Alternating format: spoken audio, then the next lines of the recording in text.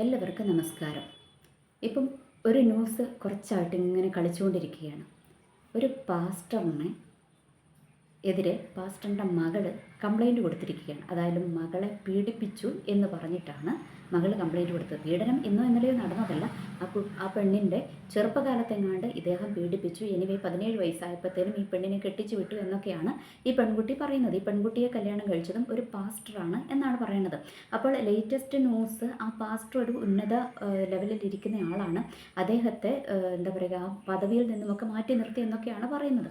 Anyway, അപ്പോൾ ഇതിനകത്ത് സത്യം നമ്മൾക്ക് അറിഞ്ഞുകൂടാ. 2 വശങ്ങളുണ്ട്. ഒന്ന്, ഈ പെൺകുട്ടിയുടെ ഹസ്ബൻഡും ഒരു പാസ്റ്ററാണ്, ഇദ്ദേഹവും ഒരു പാസ്റ്ററാണ്. ഇനി പാസ്റ്റർമാർ തമ്മിലുള്ള ഈഗോയാണോ, പാസ്റ്റർമാർ തമ്മിലുള്ള ഇഷ്യൂ ആണോ, ഇനി അല്ലെങ്കിൽ ഏതെങ്കിലും വിധത്തിലുള്ള സ്വത്ത് തർക്കമൊക്കെ ഇതിന് പിന്നിലുണ്ടോ എന്നൊന്നും നമുക്ക് അറിഞ്ഞുകൂടാ. അതുകൊണ്ട് ഇതിനകത്തെ സത്യം എന്തായാലും പുറത്തു വരട്ടെ. എന്തായാലും ഒരു പിതാവിനെതിരെ ഒരു പെണ്ണ്, ഒരു സ്വന്തം മകള് ഒരു എന്താ പറയുക, മോശമായ രീതിയിൽ ഇങ്ങനെ ഇത്രയും താണ രീതിയിൽ ഒരു കംപ്ലൈൻറ്റുമായിട്ട് പോകും എന്നെനിക്ക് തോന്നുന്നില്ല. എനിക്ക് നമുക്ക് അറിഞ്ഞുകൂടാ. അങ്ങനെയുള്ള സംഭവങ്ങളൊക്കെ നമ്മൾ കേട്ടിട്ടുണ്ട്. ആരും അതിവിശുദ്ധരൊന്നുമല്ലല്ലോ, എല്ലാവരും മനുഷ്യന്മാരാണ്. വികാരങ്ങളും വിചാരങ്ങളും ഒക്കെയുള്ള പച്ച മനുഷ്യരാണ്, ഏത് ആത്മീയരാണെന്ന് പറഞ്ഞാലും. അപ്പോൾ അതവിടെ നിൽക്കട്ടെ. അപ്പോൾ ആ സഹോദരിയെ പിന്നെ എന്താ പറയുക, ഭീഷണിപ്പെടുത്തുന്നതൊക്കെ നമ്മൾ കണ്ടു. നിന്നെ മാനസിക രോഗിയാക്കാൻ ഞങ്ങൾക്ക് ഒറ്റ നിമിഷം മതി എന്നൊക്കെ ഇവൻ ഭീഷണിപ്പെടുത്തുന്നതും സഹോദരൻ ഭീഷണിപ്പെടുത്തുന്ന എന്താ പറയുക വോയിസ് ക്ലിപ്പൊക്കെ നമ്മൾ കേട്ടു.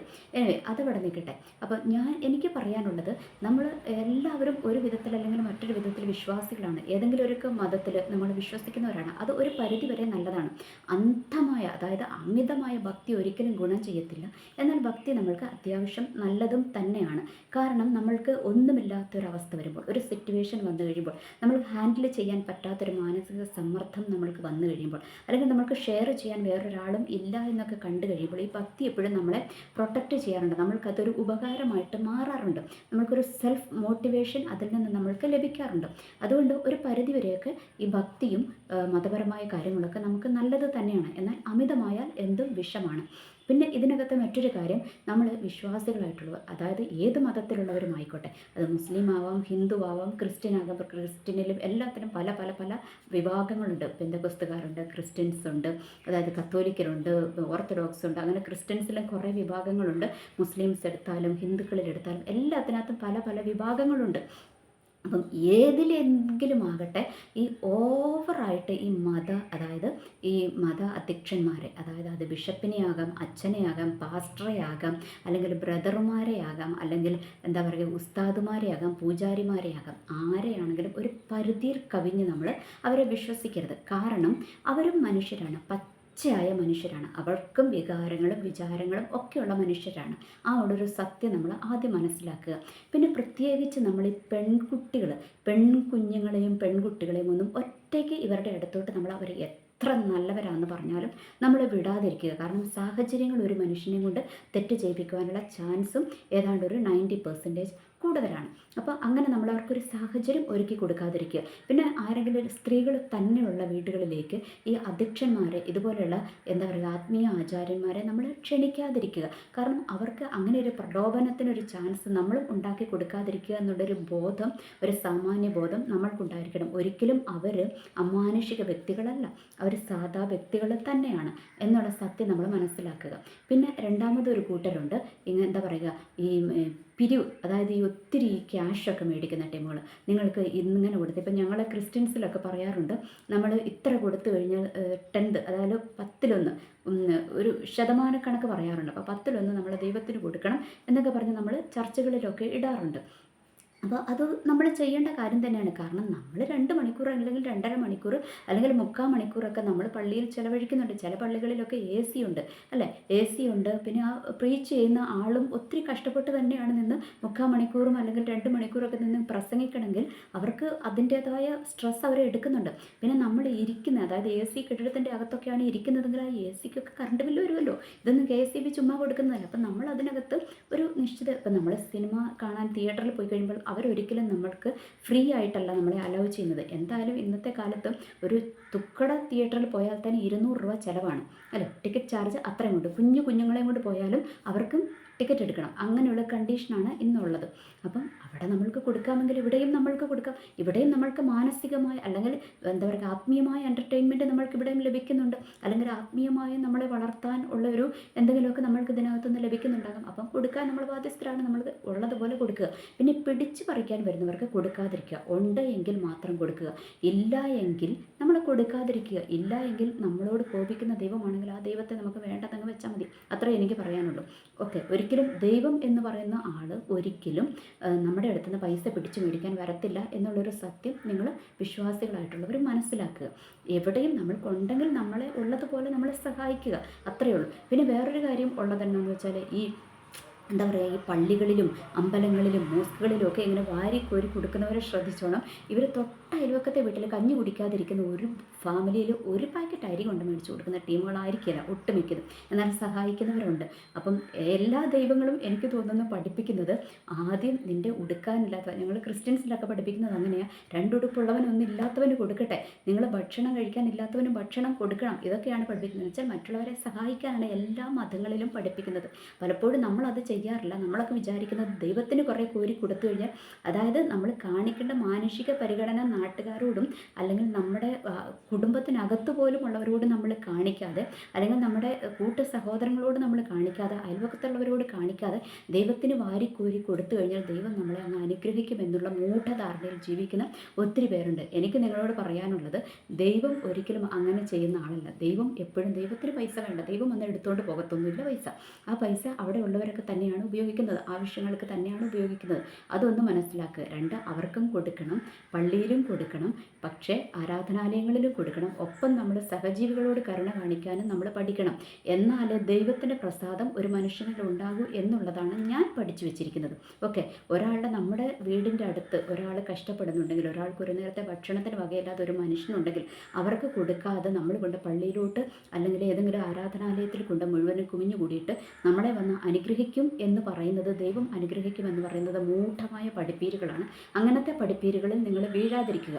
പിന്നെ വേറൊരു കാര്യമുള്ളതെന്ന് വെച്ചാൽ, ഇപ്പം ചിലർ പറയും ഇങ്ങനെ നമ്മൾ കൊടുത്താൽ നമ്മൾക്ക് ഇങ്ങനെ ഇഷ്ടം പോലെ കിട്ടുമെന്ന്. അങ്ങനെയൊന്നുമില്ല. നമ്മുടെ ആവശ്യങ്ങളിൽ നമ്മളെ മുട്ടുവരാതെ, അതായത് നമ്മളെ സഹായിച്ചാൽ നമ്മുടെ ആവശ്യങ്ങളിൽ നമ്മളെ സഹായിക്കാനും മറ്റുള്ള ആരെങ്കിലും ഉണ്ടാകും. ദൈവം ആരെയെങ്കിലും ഒരുക്കും. അതൊക്കെ സത്യമായ കാര്യം തന്നെയാണ്. പക്ഷേ എന്ന് വെച്ച് ഈ ആത്മീയ അന്ധത പിടിച്ചവരാകരുത് നമ്മൾ ഒരിക്കലും.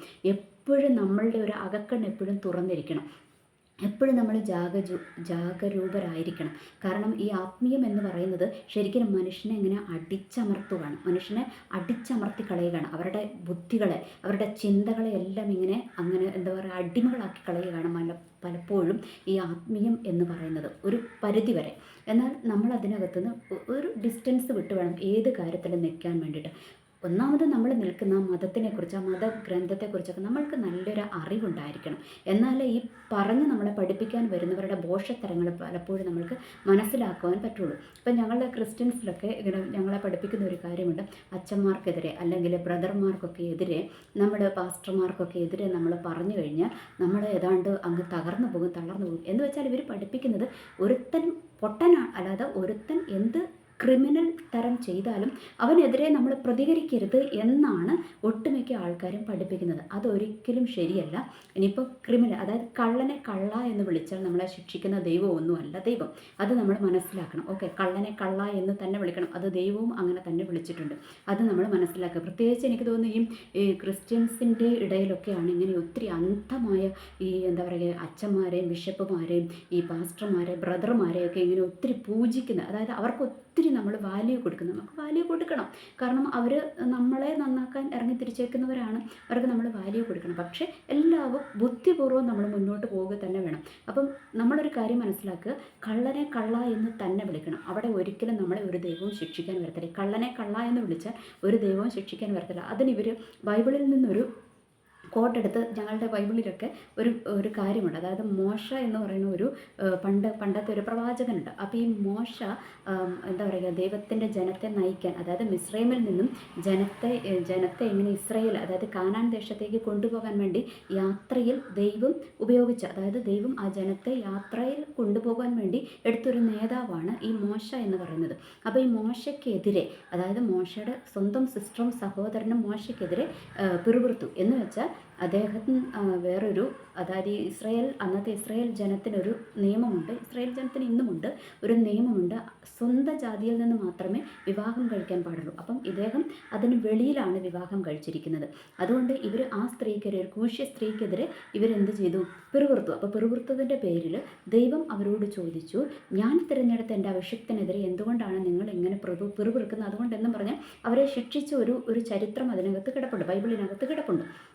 അപ്പം മിക്കവാറും ഈ പാസ്റ്റർമാരായിട്ടുള്ളവർ, അച്ഛന്മാരായിട്ടുള്ളവർ, ബ്രദർമാരായിട്ടുള്ളവർ പലപ്പോഴും ഈ ഒരു ബൈബിളിൻ്റെ വാക്യം എടുക്കും. എന്നിട്ട് എന്താണ് പറയുന്നത്? ഞങ്ങൾക്കെതിരെ, ആത്മീയ നേതാക്കന്മാരായ ഞങ്ങൾക്കെതിരെ പറഞ്ഞാൽ നിങ്ങൾക്കും ഇതുപോലെ സംഭവിക്കുമെന്ന് വിശ്വാസികളെ പറഞ്ഞങ്ങ് ഭയപ്പെടുത്തി വെച്ചിരിക്കുകയാണ്. അപ്പോൾ ഞാൻ പലപ്പോഴും ആലോചിക്കുന്ന കാര്യമുണ്ട്, മോശ എവിടെ നിൽക്കുന്നു, നിങ്ങൾ എവിടെ നിൽക്കുന്നു?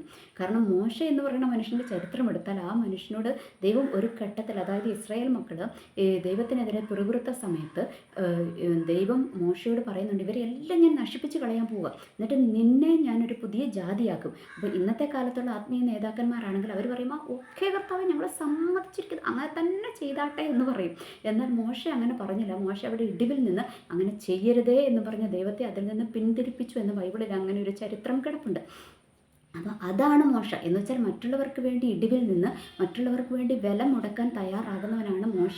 ആ മോശനെ വെച്ചിട്ട് ഇന്ന് സ്വന്തമായിട്ട്, അതായത് മറ്റുള്ളവരോട് ഒരു കരുണയും കാണിക്കാത്ത ടീമുകളൊക്കെ ഇതെടുത്ത് വെച്ചിട്ട് കാച്ചി ഇതുകൊണ്ട് വല്ല കാര്യമുണ്ടോ? അതിനകത്തൊന്നും ഒരർത്ഥവുമില്ല. കള്ളനെ കള്ള എന്ന് വിളിച്ചാൽ ഒരു കുഴപ്പമില്ല. നമ്മളത് അറിഞ്ഞിരിക്കണം. എപ്പോഴും നമ്മളെ ആത്മീയ നേതാക്കന്മാരെ, നമ്മൾ ഏതെങ്കിലും ഒരു ആത്മീയ നേതാക്കന്മാരെ തിരഞ്ഞെടുക്കുമ്പോൾ നമ്മൾ എപ്പോഴും അവരുടെ ചരിത്രം പഠിക്കണം. അവരുടെ കുടുംബം എങ്ങനെയാണ്, അവരുടെ കുടുംബ പശ്ചാത്തലം എങ്ങനെയാണ്, അവർ കടന്നു വന്ന വഴികൾ എങ്ങനെയാണ്, അതൊക്കെ നമ്മൾ പഠിച്ചിരിക്കണം. എന്നിട്ട് അവരുടെയൊക്കെ ക്ലിയർ ആണെങ്കിൽ മാത്രമേ നമ്മൾ അവരുടെ കീഴിൽ പോയി അവരുടെ ഒരു കാര്യങ്ങളൊക്കെ നമ്മൾ എപ്പോഴും കേട്ടുകൊണ്ടിരിക്കാൻ പാടുള്ളൂ. അതല്ലാതെ ഒരാളിൽ നിന്ന്, അതായത് ജീവിതത്തിൽ യാതൊരു മൂല്യവുമില്ലാത്ത ഒരാളെ ആത്മീയ പിതാവാണെന്ന് പറഞ്ഞുകൊണ്ട് വെച്ചുകൊണ്ടിരിക്കരുത്. പണി പാലും വെള്ളത്തിൽ കിട്ടും. അപ്പം എന്തായാലും നമ്മൾ തിരിച്ചറിയുക, നമ്മൾക്ക് ദൈവവുമായിട്ട് ബന്ധമുണ്ടായിരിക്കുക, നമ്മൾ ആയിരിക്കുന്ന മതഗ്രന്ഥങ്ങളുമായിട്ട് നമ്മൾക്ക് ബന്ധമുണ്ടായിരിക്കുക ഒന്നാമത്. അത് കഴിഞ്ഞിട്ടേ ആത്മീയ നേതാക്കന്മാരുടെ പുറകെ പോകാവുള്ളൂ. അവരെയും ഒരു പരിധിയിൽ കൂടുതൽ അടുപ്പിക്കരുത്. ഒരു പരിധിയിൽ കൂടുതൽ അവരെ നമ്മൾ ട്രസ്റ്റ് ചെയ്യേണ്ട കാര്യമില്ല. ഒരു പരിധിയിൽ വിട്ട് മാത്രമേ, ഒരു പരിധി, അതായത് ഒരു ബോർഡർ ലൈൻ ഇട്ടതിന് ശേഷം മാത്രമേ അവരോട് നമ്മൾ അടുക്കേണ്ട കാര്യമുള്ളൂ, അവരെ നമ്മളുമായിട്ട് നമ്മൾ അടുപ്പിക്കേണ്ട കാര്യമുള്ളൂ എന്ന് നമ്മൾ തിരിച്ചറിയുക. കാരണം ഇവരാരും നമ്മളെ രക്ഷിക്കാൻ വരത്തില്ല. നമ്മൾ നന്നായി പഠിച്ചാൽ നമ്മൾക്ക് ജോലി കിട്ടും, നമ്മൾ അധ്വാനിച്ചാൽ നമ്മൾക്ക് സമ്പത്തുണ്ടാകും. അത് നമ്മൾ മനസ്സിലാക്കുക. ദൈവത്തിൽ ആശ്രയിക്കുക, നമ്മളെ ഏൽപ്പിച്ച മതഗ്രന്ഥത്തിൽ നമ്മൾ വിശ്വസിക്കുക. പിന്നെ ഓവറായിട്ടുള്ള ഒന്നിനും പോകാതിരിക്കുക. ഓവർ ഭക്തി ഒരിക്കലും നമ്മൾക്ക് ഗുണം ചെയ്യത്തില്ല. അതിവിശുദ്ധനെ എപ്പോഴും സൂക്ഷിക്കുക. എനിവേ, എല്ലാവർക്കും നല്ലൊരു ദിവസം ആശംസിക്കുന്നു. നന്ദി, നമസ്കാരം.